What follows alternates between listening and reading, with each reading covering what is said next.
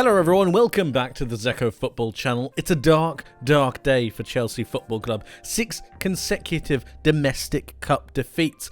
And it's this most recent one that I believe will hurt the most for Chelsea fans. Humiliated by Liverpool's children. So, in £1 billion spent, something, somewhere has gone wrong. And today we're going to be taking a look at some of the problems that might have culminated in this most recent dismal result. If you are new to the channel, please make sure that you subscribe, you like the video, and you turn on those notifications so you don't miss anything coming up. But now, let's get into it.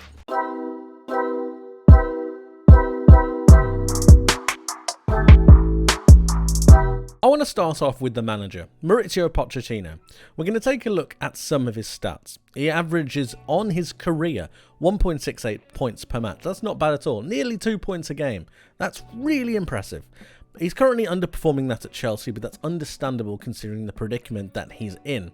And then we take a look at some of his stats a little bit closer. He's been at Chelsea since July 23, of course. He's got 12 losses already, which is 3 fewer than he had in his entire time at Paris Saint-Germain. And he's currently got a lower points per game ratio than he had in his entire Tottenham career, and we know how that ended. So he's not necessarily performing to the very best, but I think there are some mitigating factors which could cause that for Chelsea. But I wanted to bring this up because I just think that there's something going on here, and if he doesn't have it in him to change it, I wonder whether he will ever be able to change it, if that makes sense. So what I want to do is I want to go back and have a look at this Liverpool game. Chelsea fans, I know you're not going to like this, but please bear with me. I think this is really, really important because it puts you into the mind space of what Pochettino was thinking and what kind of a person he is. And I think that's important when dealing with a player or with a manager with the certain players that he's got. Remember, he's got his £1 billion squad. That's all over the news.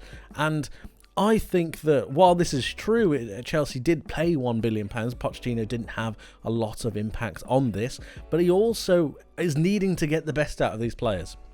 So let's focus on the attacking momentum bar in this game, and I want to focus on this moment. This is around about the 65th to 70th minute, and I want you to look at the bars from Liverpool. Look, they're really going for it, they're starting to gain some momentum, and then it halts. It swings Chelsea's way. Christopher Nkunku comes on in about the 68th minute, I believe, and then it starts to swing, it starts to change. Chelsea get on top, Chelsea start to create chances. Then we hit the 90th minute.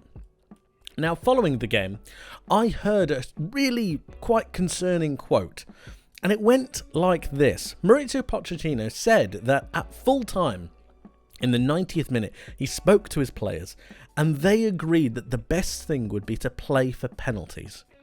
That is really scary.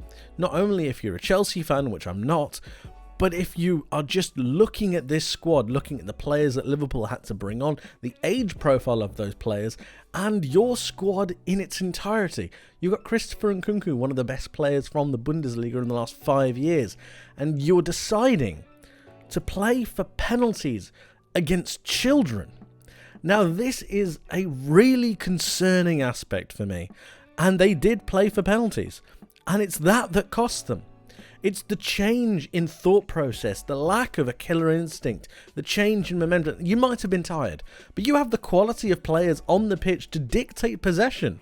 If we have a look at some of these players, Enzo Fernandez can pass the ball for fun. Moises Caicedo did pass the ball for fun at Brighton. Cole Palmer played through Manchester City's academy, one of the most highly sought after academies at the moment in the world, creating world-class talent like Phil Foden, like Cole Palmer, and the like Rico Lewis. Conor Gallagher is very good on the ball as well. So even though he got substituted, there were other players. Christopher Nkunku is good on the ball. I don't need to continue. But the fact that they decided that and there wasn't anybody saying, we need to go, is really, really scary. Now this leads me really nicely into talking about the squad as a whole. The squad that has been given to Mauricio Pochettino by Todd Bowley and Ekbali and the like, the Chelsea hierarchy. And this is where I have some sympathy with Pochettino, because if we take a look at the squad, the age profile just isn't correct. when we look at the actual age of the players, there's a massive problem. We're going to play a game. We're going to go through the Chelsea squad really quickly, and we're going to note down players who are over the age of 25. So here in the forwards, we've got Christopher Nkunku, who's 26. We've got Raheem Sterling, who's 29. And we're going to keep going. So we're going to scroll down. We're going to have a look. Enzo Fernandez is 23. Mudryk's 23. Cole Palmer's 21. Caicedo. Ben Chilwell is 27. There we go. Right. So that's 3 players. 27. We've got Conor Gallagher, Lavia, Chukwuemeka, Ogachukwu. We continue. Thiago Silva is 39. There we go.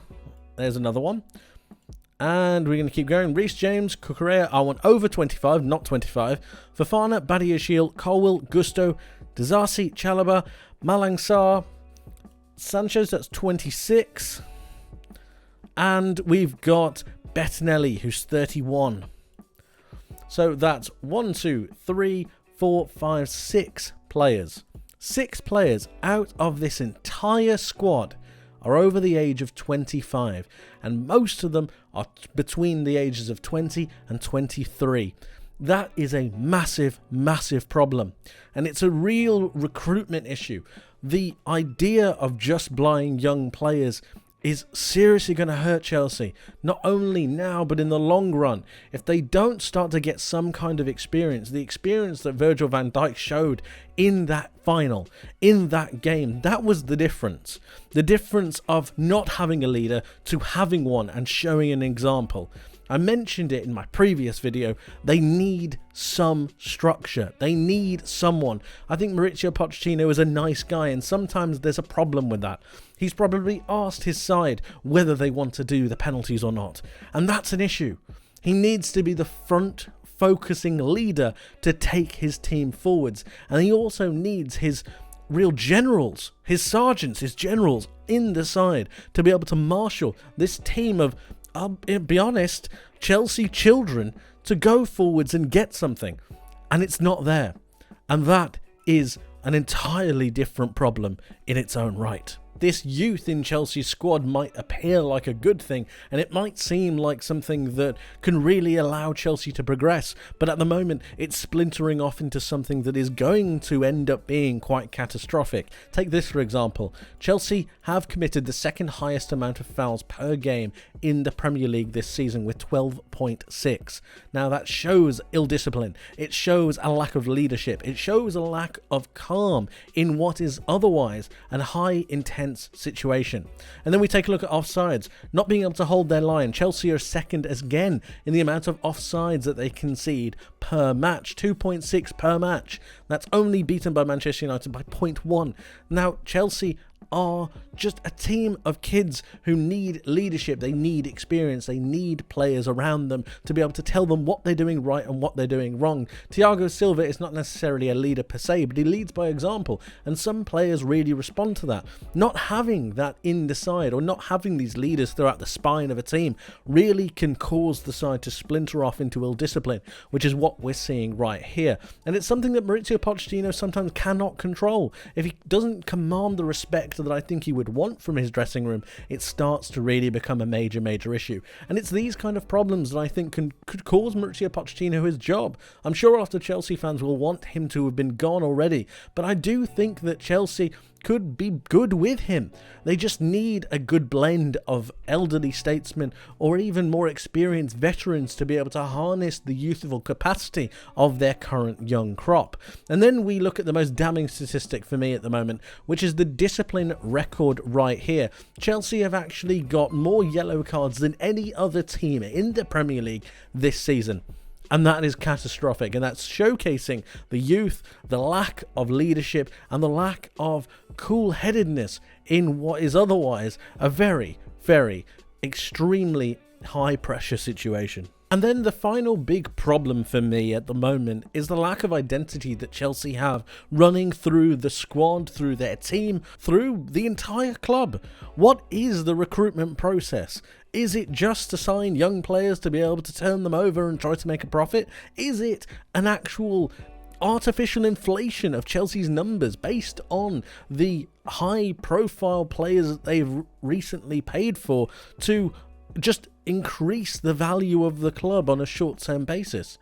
Is it something that allows them to be a possession-based side? Because when we look at some of these statistics, they are really quite high against the counter-attacking nature, but I think that they're actually more suited to playing counter-attacking football at the moment. Raheem Sterling, you've got the likes of Cole Palmer and Christopher Nkunku.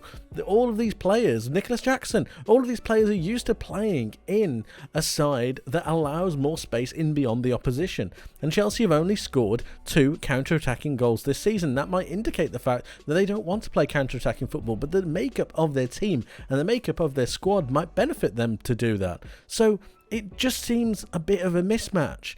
At the same time, set pieces, they don't really score a lot of set pieces. They only score 6 set pieces in the Premier League this season. They recently conceded another one in the EFL Cup against Liverpool, and that is also not a strength of theirs. They're 10th for set pieces conceded in the Premier League this season with 7. So that's not a strength for them either. And then when we take a look at the way that they want to go forwards and the attacking goals that they score, it's actually also being propped up by the fact that Chelsea have scored 7 penalties this season out of their 42 goals. Now that equates to around about a 17% swing of their entire goals scored this season in the Premier League. And that's a huge difference. If we scroll down here and take a look at some of the positional statistics, we can see that Chelsea actually don't favour the left-hand side at all. They're actually the lowest for utilising the left side of the pitch. Now that is down to them shifting through a load of players, Raheem Sterling not being at his very best, and a real lack of identity of the way that they want to go forwards. Favouring that right-hand side where Cole Palmer plays, it just means that there is a lack of balance in this Chelsea setup. A balance that is really needed with some of the top sides who really maintain possession-based football. And then when we take a look at some of the action zones, where the action really happens, well, Chelsea actually are operating in their own third more than the likes of Manchester United, more than the likes of Man City, Arsenal, Liverpool, the major possession-based sides, Aston Villa, than Brighton. So they're not necessarily utilising the ball in the correct areas. So are they a possession-based side? They're failing to break the lines, and at the same time, they're not utilising the counter-attacking opportunities that they have in the squad. There's a big question mark going on at Chelsea as to what they are and what they want to be, and it's got to either come from the manager, Maurizio Pochettino, or it's got to come from above. The problem with it coming from above is I'm not too sure there are too many people who understand what kind of philosophy Chelsea want or need them to be, and the manager doesn't necessarily seem to have the authority within the club to be able to dictate it himself. It's this issue that I think is the major problem that's going to halt Chelsea and really haunt them for the next few years if it's not sorted out. It's a major, major problem that needs to be looked at, and it's one of the things that I think could seriously hurt Chelsea in the years to come. But let me know what you guys think in the comment section below. How would you fix Chelsea's current problems? What do you think the solutions are going forward? Let me know your thoughts. I would love to hear from you. Thank you ever so much for watching. I hope you enjoyed. I hope you learned something new, and I hope to see you in the next one. But until then, my friends, take care.